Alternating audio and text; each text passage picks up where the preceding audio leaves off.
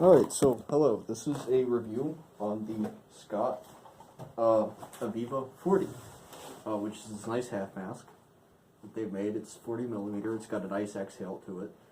I'll get into that in a little bit, and it's got a blanking plug. I mentioned those in that order because you can actually switch them around. I've got some photos up on my blog actually of it using side mount, which is good, although I can't quite get as good of a negative pressure seal with that. So I've moved it over to the center as the box intends. So I bought this from a nice Lithuanian seller. It cost me about $8 total, which is a great deal because it came with basically everything, including this really neat chart on the back that has the 3 different types of AVIVA and the different filters that each one can use, and then what those filters are actually rated for, which is really awesome. And I have to hand it to Scott. It's actually a pretty good idea, particularly if you're selling that in the store, like a hardware store or something. I don't know if they do that in Europe. In the U.S., you go to Lowe's and you buy a shitty 3M mask, and it's rated for like dust and paint fumes, which isn't great. But I like that. It's a really nice touch. The other stuff this kit came with is this really nice, basically waterproof bag. It's got Scott's logo on it. It's pretty cool. I'm not a big fan of Scott again. I'd kill for one of these that says Davis, but that's probably not happening.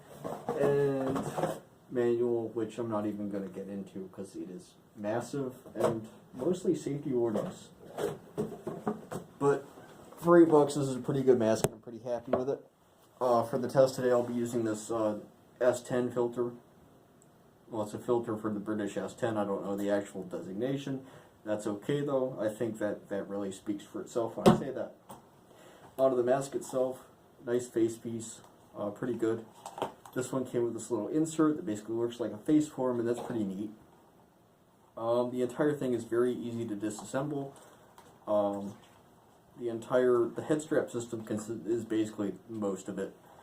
And you have your head harness with 2 straps that are permanently attached to it. Those go down through 2 buckles on the side of the mask, which remove very easily. And you just put that back on. And then both of those lead back to these 2 rings. And what's really neat about these rings is that they're basically, there's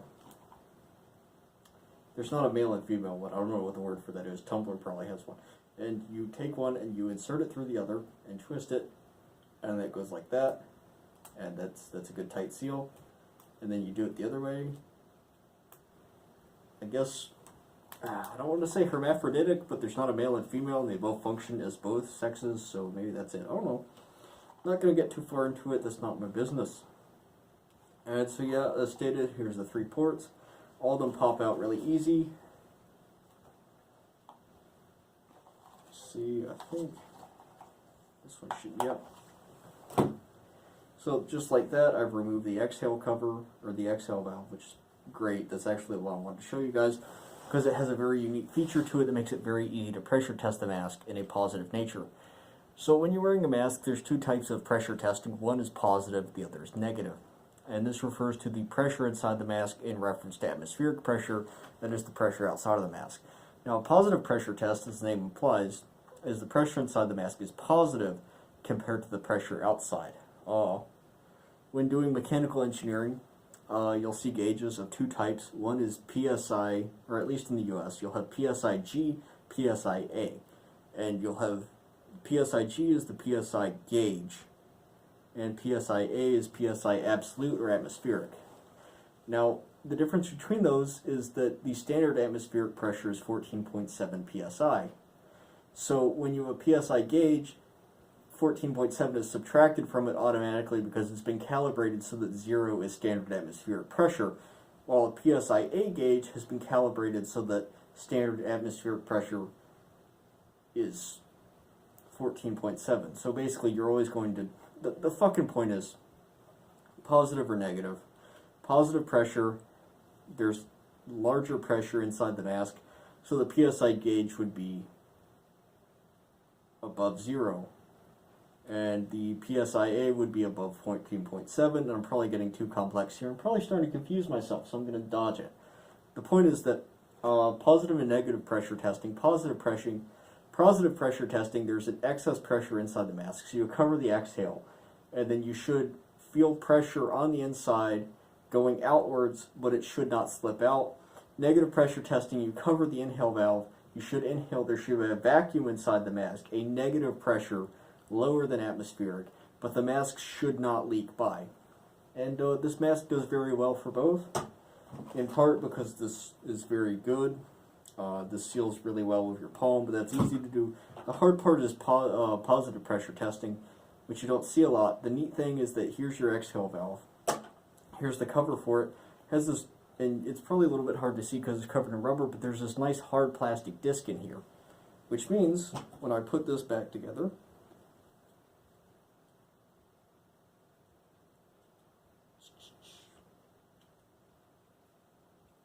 as such, basically pull it on. It's got these 3 tabs, very easy to do. And then when you're wearing it, you basically press down on this with enough pressure, and that plastic disc seals across it. And so you get a very easy positive pressure test, which I've heard from other people that that's very important, and you have to test both negative and positive. That's none of my business, though. I mean, most of my shit's like 20, 30, 60, 90, 110 years old, so whatever. So yeah.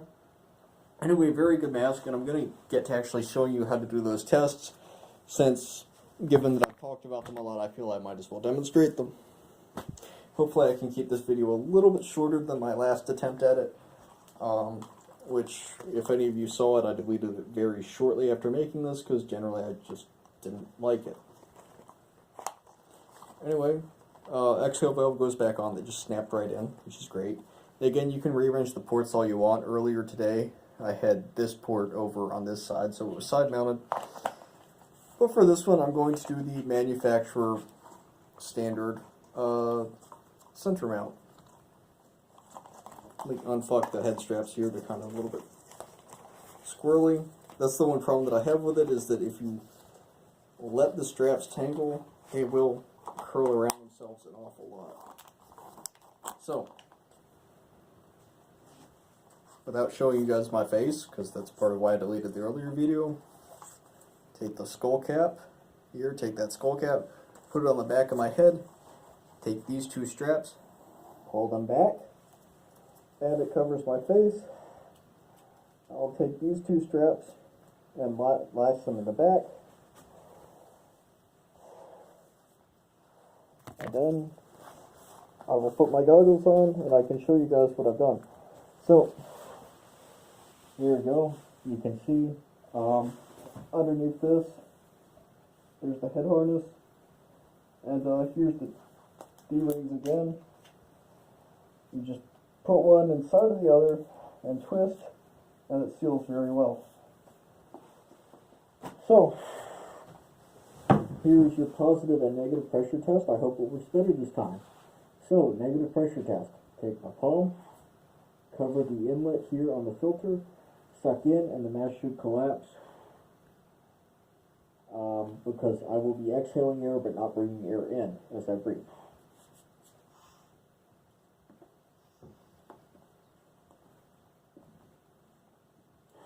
I'm having issues with this again. I don't know why it keeps doing this today.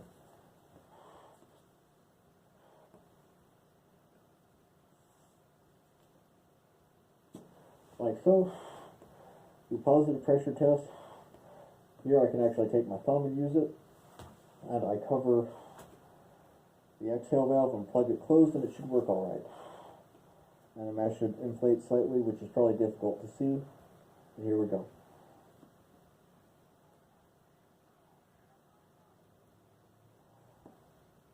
And that works. Again, both of those were very easy to test, and I had a little bit of issue with the positive pressure test.